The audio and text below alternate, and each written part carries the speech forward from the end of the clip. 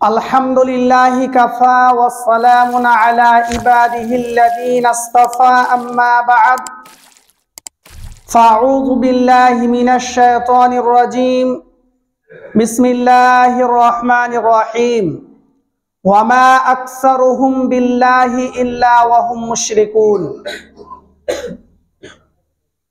وقال الله تبارك وتعالى في كلامه المجيد والفرقانه الحميد بسم الله الرحمن الرحيم وهديناه النجدين وقال النبي صلى الله عليه وسلم عن أبي هريرة رضي الله عنه قال رسول الله صلى الله عليه وسلم يقول الله تعالى أنا عند ظن عبدي بي وأنا معه إذا ذكرني فإن ذكرني في نفسه ذكرت في نفسه إلى آخر الحديث। যাবতীয় প্রশংসা সেই মহান সুবহানাহু ওয়া তাআলার জন্য, যে মহান সুবহানাহু ওয়া তাআলা আমাদেরকে পৃথিবীর বুকে এত মত থাকার পরেও যাদেরকে আল্লাহ সুবহানাহু ওয়া তাআলা কোরআন এবং সহি হাদিসের আলোকে নিজের জীবনকে পরিচালনা করার তৌফিক দান করেছেন, সেই মহান সুবহানাহু ওয়া তাআলার যাবতীয় প্রশংসা। তাই আমরা বলি আলহামদুলিল্লাহ। অতঃপর বিশ্বনবী জনাবে মুহাম্মদ রাসূলুল্লাহ সাল্লাল্লাহু আলাইহি ওয়াসাল্লামের উপর আল্লাহর শত সহস্র দরুদ ও সালাম বর্ষিত হোক। আল্লাহুম্মা সাল্লি আলাইহি আল্লাহুম্মা বারিক আলাইহি আল্লাহুম্মা আমিন।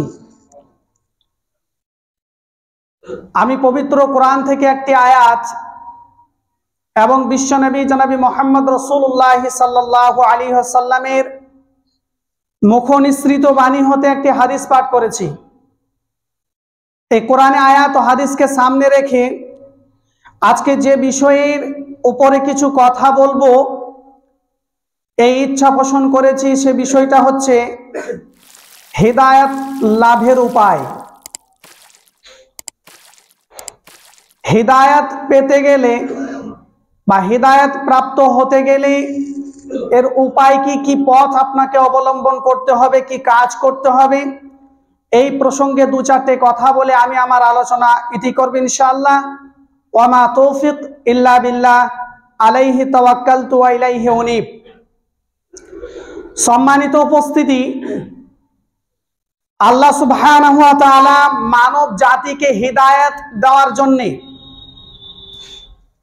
মহান আল্লাহ সুবহানাহু ওয়া তাআলা যুগে যুগে নবী, রাসূল, পয়গম্বর পাঠিয়েছেন।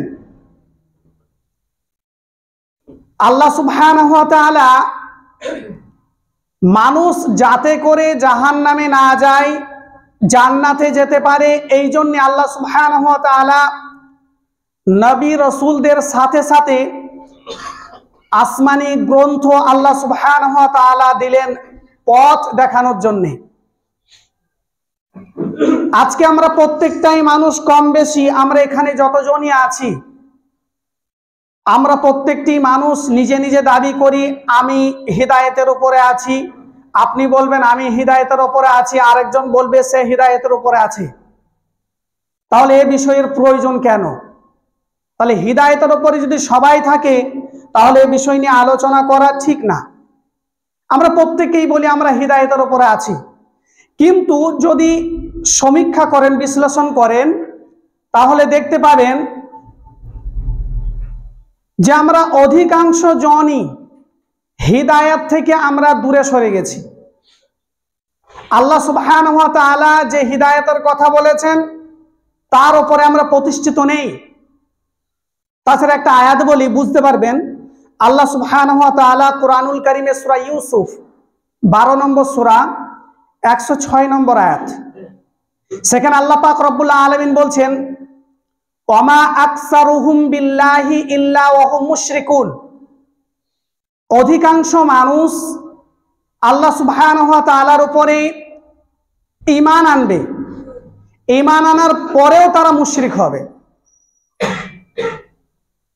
এই আয়াতটা সামনে রেখে ইমাম ইবনে কাসির রাহমাহুল্লাহ তিনি বলছেন যে এই আয়াতটা ওই মুসলিমদের প্রসঙ্গেও বলা হয়েছে যারা আল্লাহ সুবহানাহু ওয়া তাআলাকে মানে যে তিনি হচ্ছেন রিজিক দাতা,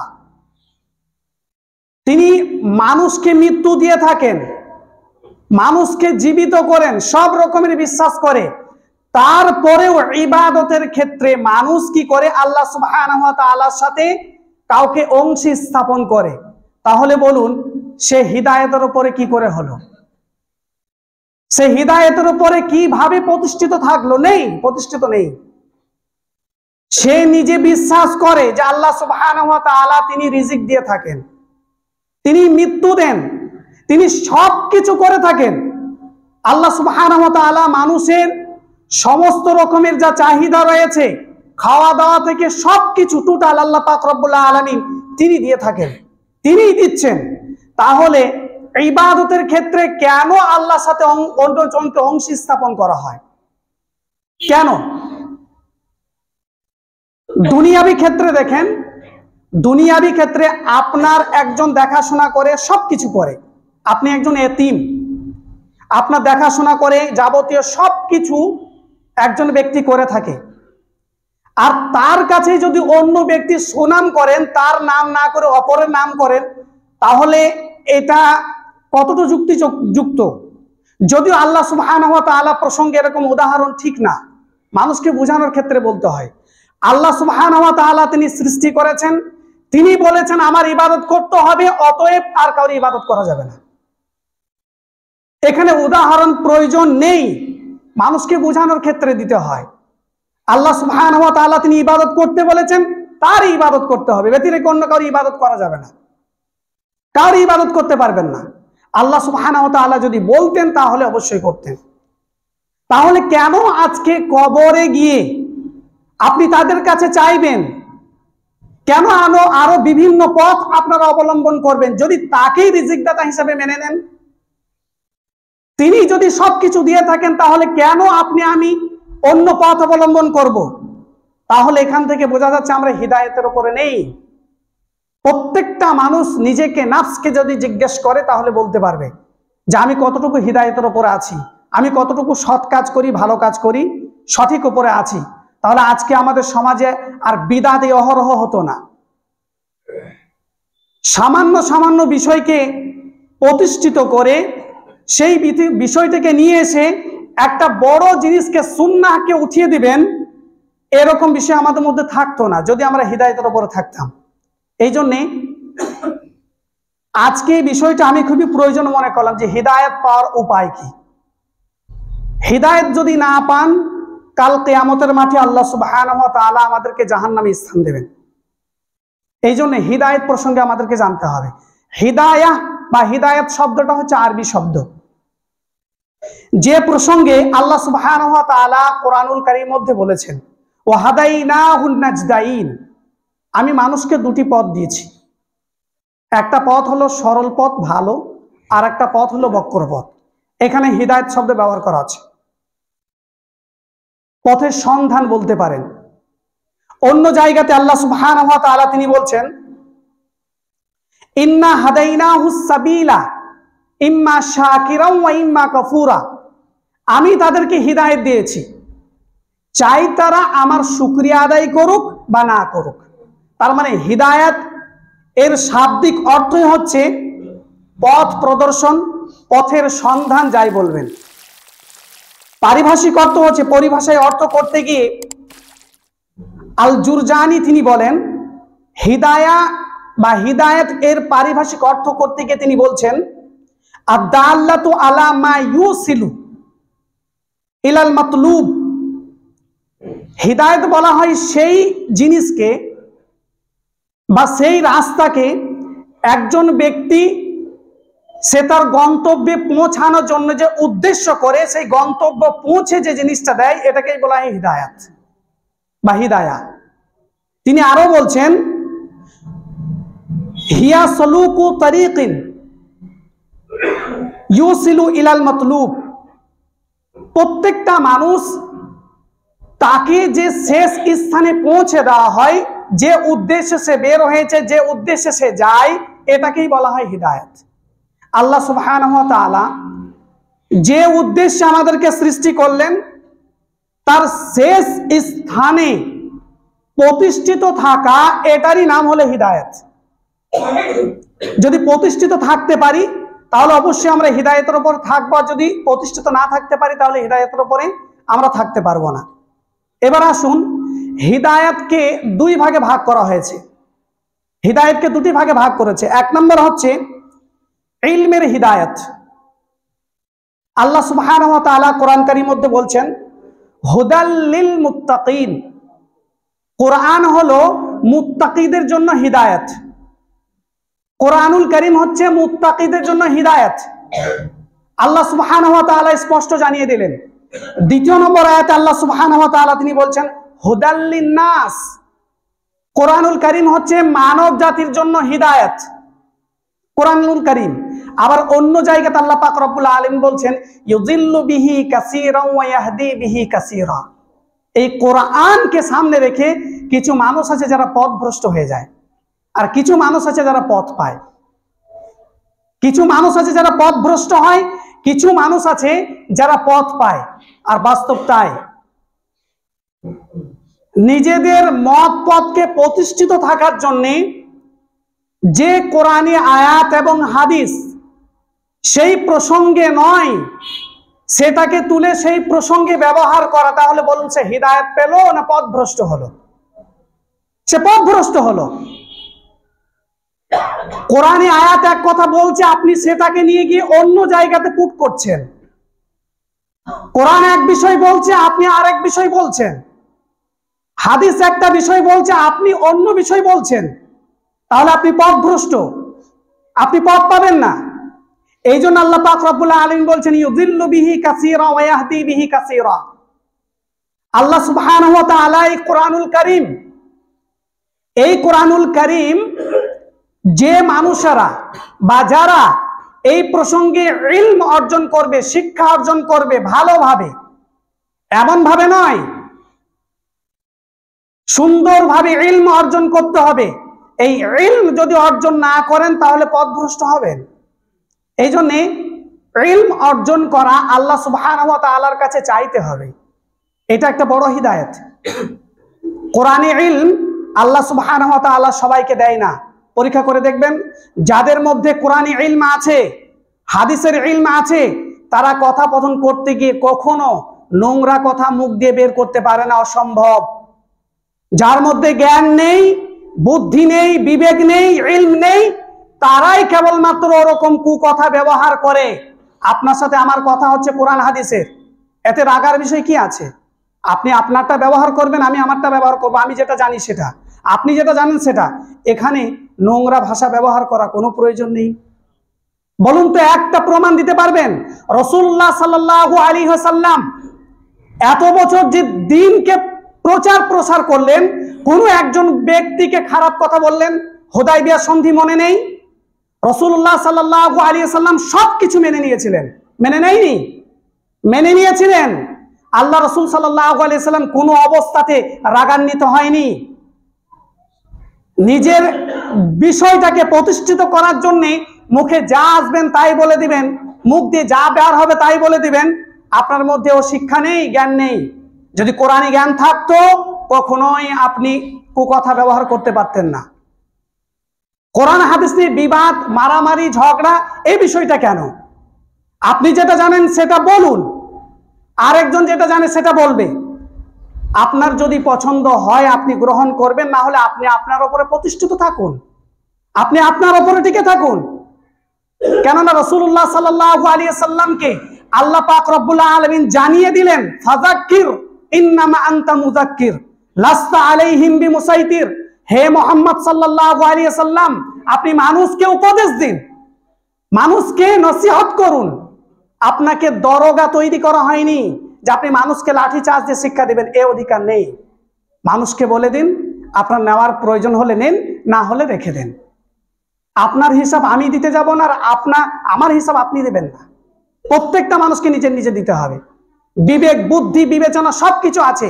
প্রত্যেকটা বিষয়ের ক্ষেত্রে আপনি বুদ্ধি লাগাবেন। আর কোরআন হাদিসের ব্যাপারে বুদ্ধিকে শেষ করে দিবেন, সেখানে আর বুদ্ধি লাগাবেন না।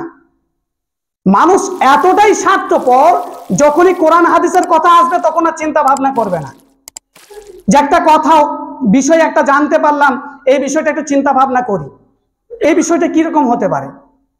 একটা বিষয় আপনি বললেন, আমার উচিত হচ্ছে আপনার কাছে সুন্দর ভাষা, কমল ভাষাতে গিয়ে বলা। এটাই হলো ইলমের হিদায়াত, এটাই হচ্ছে ইলম। যার জন্য হিদায়াতের দুই প্রকার ভাগ করা হয়েছে। একটা হচ্ছে ইলম অর্জন করা, আল্লাহ সুবহানাহু ওয়া তাআলার কাছে ইলম চাইতে হবে। ইলম আল্লাহ সুবহানাহু ওয়া তাআলার পক্ষ থেকে একটা নূর। শাকাউতু ইলা ওয়াকি সুয়া হিফযি ফারশিদিন ইলা তারকিল মাসি। ওয়াকিকে জিজ্ঞাসা করা হয়েছিল ইলম প্রসঙ্গে, তাকে প্রশ্ন করলেন, শাকাউতু ইলা ওয়াকি সুয়া হিফযি, আমি যা কিছু মুখস্থ করি সব ভুলে যাই, মনে থাকে না আমার, আমি মুখস্থ করি আর ভুলে যাই। তিনি বলছেন ফারশিদিনি ইলা তারকিল মাসি, আমাকে বলা হলো যে অন্যায় কাজ ছেড়ে দাও, পাপ কাজ ছেড়ে দাও। পাপ কাজ যদি করো, কোরআনী শিক্ষা থাকবে না, সব ভুলে যাবে, হাদিসের শিক্ষা থাকবে না, ভুলে যাবে। ফাইনাল ইলমা নূরুন ওয়া নূরুল্লাহ লা ইয়াহদি লিআসি, কেননা সেটা হচ্ছে আল্লাহ সুবহানাহু ওয়া তাআলার জ্যোতি। আল্লাহ সুবহানাহু ওয়া তাআলা সবাইকে দেয় না। এখানে 200 লোক যদি থাকে, পরীক্ষা করে দেখে নেবেন, 50টা মানুষের 50 জন ব্যক্তির কোরআন মুখস্থ নেই, কোরআন জানে না, মুখস্থ ধরে থাক, পড়তে জানে না। বলুন, আল্লাহ পাক রব্বুল আলামিন আপনাকে যেভাবে রিজিক দিয়ে থাকে, আমাকেও দিয়ে থাকে, তাহলে আপনি কেন শিখতে পারলেন না? আপনি কেন পারলেন না? আপনার মধ্যে যদি সে শিক্ষা থাকতো, আপনি কখনোই ওরকম ভাষা ব্যবহার করতে পারতেন না, কোরআন হাদিসের ব্যাপারে পারতেন না। এই জন্যে ইলম, এটা আল্লাহ সুবহানাহু ওয়া তাআলার একটা বড় হিদায়াত। এই ইলম অর্জন করার জন্য আপনাকে পরিশ্রম করতে হবে, আল্লাহ সুবহানাহু ওয়া তাআলার কাছে দোয়া করতে হবে, নচেত পাবেন না। অসম্ভব, হতেই পারে না। আপনার কাছে টাকা থাকতে পারে, কোটি কোটি টাকা মালিক হতে পারেন, কিন্তু শরীয়তি শিক্ষা, ইলম সুজানা। পরীক্ষা করে দেখতে পারেন, বাংলা যারা পড়াশোনা করেছেন, 20 বছর আগে পড়াশোনা করেছেন, আজকে দেখবেন কেউ যদি একটু মনে পড়ায় তো মনে পড়ে যায়। কিন্তু কোরআন আপনি আজকে মুখস্থ করুন, পরের দিন পড়বেন না, দেখবেন ভুলে গেছেন। পরের দিন যদি না পড়েন, ভুলে গেছেন। এটা সহজ নয়। এই জন্যে কোরআন হাদিসের ব্যাপারে যখনই কোনো কথা বলবেন, শালীনতার সহিত কথা বলবেন, ভদ্রতার সহিত। আপনার জানা নেই, জেনে নেন। আপনি যদি আপনারটা প্রতিষ্ঠিত রাখতে চান, তাহলে আপনি আপনার উপরে প্রতিষ্ঠিত থাকুন, আপনি আপনার উপরে টিকে থেকে যান। এর জন্য নোংরা ভাষা ব্যবহার করার কোনো প্রয়োজন নেই। দ্বিতীয় নম্বর হিদায়াতের প্রকারভেদ হচ্ছে ইলম অনুযায়ী আমল করা। কিছু মানুষের ইলম আছে, কিন্তু সে অনুযায়ী আমল করে না, আমল নেই। এই দুটি বিষয় হচ্ছে গুরুত্বপূর্ণ বিষয়। আল্লাহ সুবহানাহু ওয়া তাআলা তিনি বলছেন, ওয়া আম্মা সামুদা ফাহাদাইনাহু, সামুদ সম্প্রদায়, আল্লাহ পাক রব্বুল আলামিন বলছেন আমি তাদেরকে হিদায়াত দিলাম। ফাস্তাহাব্বুল আমা, তারা কি করেছিল? তারা বেশি ভালোবেসেছিল হিদায়াত এর উল্টাটাকে, ভ্রষ্টতাকে তারা বেশি ভালোবেসেছিল। তারা তাদের ভ্রষ্টতা যেটা ছিল সেটার উপরে তারা প্রতিষ্ঠিত থেকেছিল, আর তাদেরকে যে হিদায়াত দেওয়া হয়েছিল তারা গ্রহণ করেনি। আল্লাহ সুবহানাহু ওয়া তাআলা তারপরে বলছেন ফাআখাযাতহুমুস সাইকা, আল্লাহ পাক রব্বুল আলামিনের শাস্তি, আল্লাহ পাক রব্বুল আলামিনের আযাব তাদেরকে গ্রেফতার করলো এবং তাদেরকে শেষ করলো। এই জন্যে আল্লাহ পাক রব্বুল আলামিন আপনাকে মুসলিম ঘরে জন্ম দিয়েছেন, এটা কত বড় হিদায়াত বলুন তো। এই আল্লাহ পাক রব্বুল আলামিনের প্রশংসা করে শেষ করতে পারবেন? আপনাকে দিতে পারতো একজন খ্রিস্টান, একটা বিধর্মী বাড়িতে জন্ম দিতে পারতো, কিন্তু আল্লাহ পাক রব্বুল আলামিন দেয়নি। মুসলিম হিসেবে আপনাকে, মুসলিম পরিবারে আপনাকে জন্ম দিল, কিন্তু মুসলিম হিসেবে যে জন্ম নিয়েছেন এটার উপরে টিকে থাকতে হবে।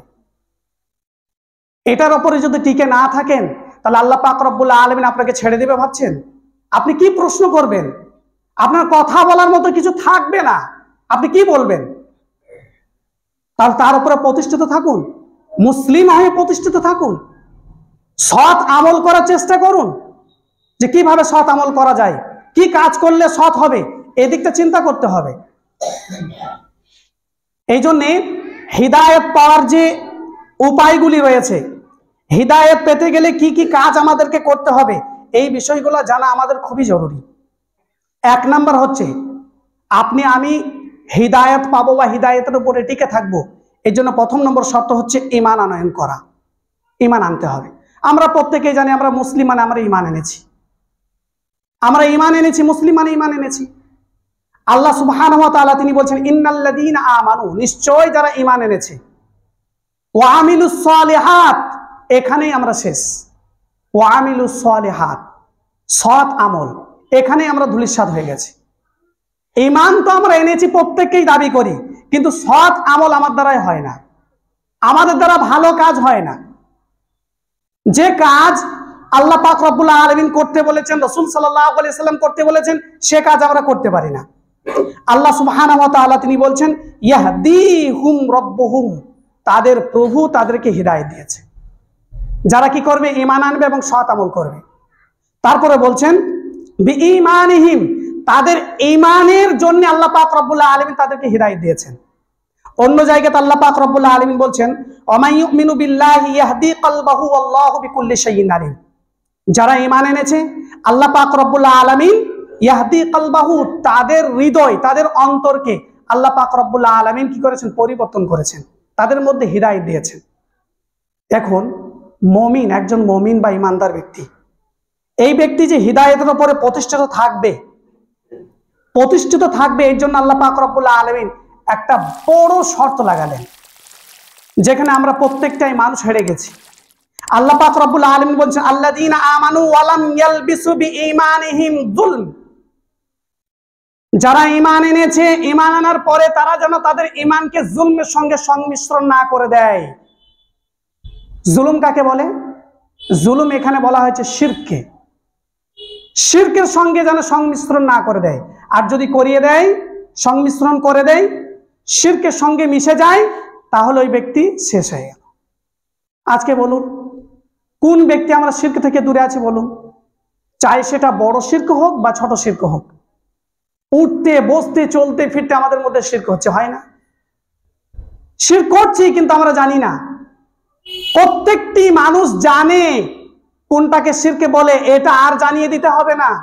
প্রত্যেকটা মানুষ জানে যে শিরক কোনটা, কোনটা শিরক নয়, এটা সবই জানে। তারপরেও শিরক করে যাচ্ছে, অহরহ শিরক করে যাচ্ছে। আর আপনি বলছেন আমি হিদায়াতের উপরে আছি, অনেক দূরে, হিদায়াত থেকে অনেক দূরে আছি আমরা। আমরা নিজেদেরকে বলছি যে আমরা ঈমানের উপরে টিকে আছি, আর আমাদের মধ্যে বিদআতে ভরপুর। বিদআত গুণে শেষ করা যাবে না, শিরক গুণে শেষ করা যাবে না, আর আমরা বলছি ঈমানের উপরে ঠিক আছি। জি না, কখনোই নয়। প্রত্যেকটা মানুষ যদি একটা বিষয় মাথায় ভরে নেয়, আমি যতক্ষণ পর্যন্ত যে কাজ করব সেই কাজ প্রসঙ্গে, ইবাদতের প্রসঙ্গে আমি যতক্ষণ পর্যন্ত কোরআন এবং হাদিস থেকে সঠিকভাবে দলিল না পাবো, ততক্ষণ মানবো না।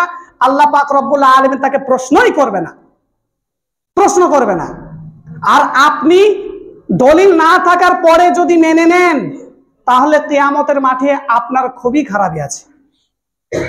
আপনি যদি না মানেন, আপনি যদি আমল না করেন, আপনাকে ফরজ সালাত প্রসঙ্গে দলিল দিতে পারেন, আপনি এসেছেন নামাজ আমাকে পড়তে হবে, প্রমাণ দিতে পারলাম না যে নামাজ পড়তে হবে, এরকম দলিল নেই, আল্লাহ রাসূল পড়েনি, আপনি পড়েন না, এই জন্য আল্লাহ পাক রব্বুল আলামিন কৈফিয়ত করবেন না। কিন্তু যদি থাকে, আপনাকে মানতে হবে, সেই হাদিস থাকে, কোরআন থাকে, আপনাকে মানতে হবে। আপনি এর উপরে প্রতিষ্ঠিত থাকুন, কোরআন এবং সেই হাদিসের উপরে প্রতিষ্ঠিত থাকুন, বাকি আমল আপনাকে করতে হবে না, বাকি দরকার নেই, আপনাকে প্রশ্ন করা হবে না। এই জন্যে প্রত্যেকটা মানুষের উচিত হচ্ছে ঈমানকে শিরকের সঙ্গে মিশিয়ে না দেওয়া। যদি মিশিয়ে ফেলেন, তাহলে আপনার সমস্ত কিছু বরবাদ হবে, আপনি হিদায়াতের উপরে থাকতে পারবেন না। তাহলে প্রথম নম্বর কারণ হলো প্রত্যেকজনকে ঈমানের উপরে প্রতিষ্ঠিত থাকতে হবে। দ্বিতীয় নম্বর কারণ হচ্ছে যে আল্লাহ সুবহানাহু ওয়া তাআলার কাছে দোয়া করতে হবে। হিদায়াত পাওয়ার জন্য আল্লাহ পাক রব্বুল আলামিনের কাছে বেশি বেশি করে দোয়া করতে হবে। যদি দোয়া করেন তাহলে অবশ্যই আল্লাহ পাক রব্বুল আলামিন সঠিক পথ আপনাকে দেবে। সবসময় আল্লাহ পাক রব্বুল আলামিনের কাছে চাইতে হবে যে আল্লাহ পাক রব্বুল আলামিন আমাকে সৎ পথ দাও, এ বলে চাইতে হবে। অনেক কারণ আছে, আমি কেবলমাত্র মেন যে পয়েন্টগুলো সেগুলো বলে দিচ্ছি। কারণ কেন, আজকে মানুষকে যদি বলি যে এই বিষয়টা ভুল হচ্ছে, এটা সঠিক করে না, আমাদের পূর্বপুরুষ যা করেছে তাই করে আসবো, আর সঠিক করতে পারছে না, তারা কি ভুল করেছে? প্রত্যেকটা মানুষের উচিত হচ্ছে আল্লাহ পাক রব্বুল আলামিনের কাছে চাওয়া। পৃথিবীর বুকে অসংখ্য মত পথ, আপনি আল্লাহ পাক রব্বুল আলামিনের কাছে ইখলাসের সাথে চান, হে আল্লাহ পাক রব্বুল আলামিন আমাকে সঠিক জ্ঞান দাও, হে আল্লাহ পাক রব্বুল আলামিন আমাকে সঠিক দিন পালনের তৌফিক দাও, দোয়া করবেন, আল্লাহ পাক রব্বুল আলামিন আপনার দোয়া কবুল করবে। কিন্তু আপনি তো শুনবেন না, এই দোয়া করতে বলবো এটাও শুনবেন না, আপনাকে কিচ্ছু মানতে হবে না। আপনি দোয়া করেন আল্লাহর কাছে, আল্লাহ সঠিক পথ দেখাবে, আল্লাহ পাক রব্বুল আলামিন সঠিক পথ আপনাকে দিবেন।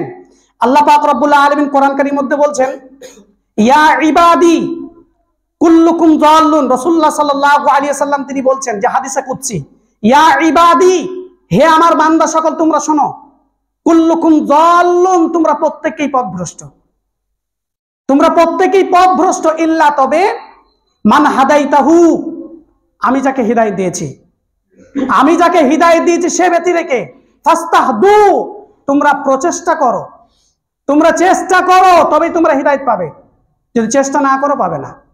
আর চেষ্টাটাই হচ্ছে দোয়া, আপনাকে দোয়া করতে হবে, আপনাকে চেষ্টা করতে হবে যে কোথায় কি রয়েছে, এটা বলা হলে এটা কোন জায়গাতে কেমন আছেন, এই চেষ্টা করতে হবে। যদি না করেন আপনি পথ পাবেন না। আল্লাহ পাক রব্বুল আলামিন তিনি বলছেন হাদিসে কুদসি, রাসূলুল্লাহ সাল্লাল্লাহু আলাইহি ওয়াসাল্লাম তিনি বলছেন যে আল্লাহ সুবহানাহু ওয়া তাআলা তিনি বলেছেন যে আল্লাহ পাক রব্বুল আলামিন তার বান্দাদেরকে সম্বোধন করে বলছেন, যদি কোনো বান্দা আমার কোনো বান্দা আমার কাছে যে নিয়ত করবে আমি তার সঙ্গে সেই রকমই নিয়ত রাখি। যদি কোনো ব্যক্তি আমাকে স্মরণ করে, যদি আমাকে কোনো ব্যক্তি স্মরণ করে অন্তরে, আমিও তাকে স্মরণ করি। যদি কোনো ব্যক্তি আমার কাছে 1 গজ আসে, 1 বিদ্যা মতো আসে, আমি তার কাছে 1 হাত যাই। যদি কোনো ব্যক্তি আমার কাছে 1 হাত আসে, আমি তার কাছে 2 হাত যাই। তার মানে আল্লাহ পাক রব্বুল আলামিনের দিকে ধাবিত হতে হবে, তার কাছে চাইতে হবে। আল্লাহ পাক রব্বুল আলামিন দেওয়ার জন্য প্রস্তুত আছেন, তিনি দিবেন, কিন্তু চাইতে হবে। যতক্ষণ পর্যন্ত আমরা না চাইবো, প্রচেষ্টা না করব, ততক্ষণ পর্যন্ত আমরা ফল পাবো না। প্রচেষ্টাই রাখতে হবে, এটা একটা পয়েন্ট, আপনাকে প্রচেষ্টা রাখতে হবে। আল্লাহ পাক রব্বুল আলামিন কোরআন কারীমের মধ্যে বলছেন, ওয়ান লাইসা লিল ইনসান ইল্লা মা শাআ, মানুষ অতটুকুই পাবে যতটুকু সে চেষ্টা করবে। মানুষ যদি চেষ্টা না করে আল্লাহ পাক রব্বুল আলামিন তাকে দিবেন না। আপনাকে চেষ্টা করতে হবে, প্রত্যেকটা কিতাব দেখতে হবে। এটা এর কিতাব ওই জন্য আমি দেখবো না, ওর কিতাব হাত দেবো না, এটা অমুকের কিতাব ওই জন্য আমি হাত দেবো না, এরকম নয়। সবারই কিতাব পড়তে হবে, তবেই তো আপনার মধ্যে জ্ঞান আসবে। সে কি কথা বলেছে, সে রেফারেন্স কোথা থেকে দিয়েছে, এই হাদিসটা কিভাবে ব্যাখ্যা করেছে, তাহলে আপনি কি করে জানবেন? আপনি যদি বলেন শুধু আমাদের যে মানুষরা রয়েছে আমরা তাদেরই কথা মেনে চলবো আর বাকি কথা শুনবো না, তাদের কিতাব পড়বো না, তাহলে আপনি কি করে পথ পাবেন? তাদেরও কিতাব পড়তে হবে। আপনার যে কিতাবগুলি রয়েছে, সেই গ্রন্থ যেগুলো রয়েছে সেগুলো আপনাকেও পড়তে হবে। পড়ে দুটার মধ্যে যখনই আপনি পড়তে আরম্ভ করবেন, প্রচেষ্টা করতে আরম্ভ করবেন, ইনশাআল্লাহ আপনি পথ পাবেন। কিন্তু পড়তে হবে, প্রত্যেকটা কিতাব পড়ুন, পড়ার পরে একটা নির্যাস আপনার কাছে পরিপূর্ণতার সাথে প্রকাশ পাবে কোনটা ঠিক আর কোনটা ভুল। কে রেফারেন্স দিচ্ছে, কে দেয় না, কার মধ্যে রেফারেন্স রয়েছে, কার মধ্যে নেই। যে কোরআন হাদিস নিয়ে এসেছে সে কোরআন হাদিসটা কতটুকু যুক্তিসঙ্গত, সহি কিনা সহি নয়, আপনি চেষ্টা করুন, পথ পেয়ে যাবেন। আর যদি চেষ্টা না করেন, বলেন ছুঁয়ে দেখবো না, তাহলে পথ পাবেন না, জীবনে পথ পাবেন না। আর পথ না পাওয়া এটা আল্লাহ পাক রব্বুল আলামিনের পক্ষ থেকে একটা শাস্তি, এটা জেনে রাখবেন। আল্লাহ পাক রব্বুল আলামিনের পক্ষ থেকে এটা হচ্ছে একটা গজব। যদি পথ না পান, কাল কিয়ামতের মাঠে আল্লাহ সুবহানাহু ওয়া তাআলা আপনাকে কোথায় স্থান দেবে? এই জন্যে আল্লাহ পাক রব্বুল আলামিনের কাছে দোয়া করবেন।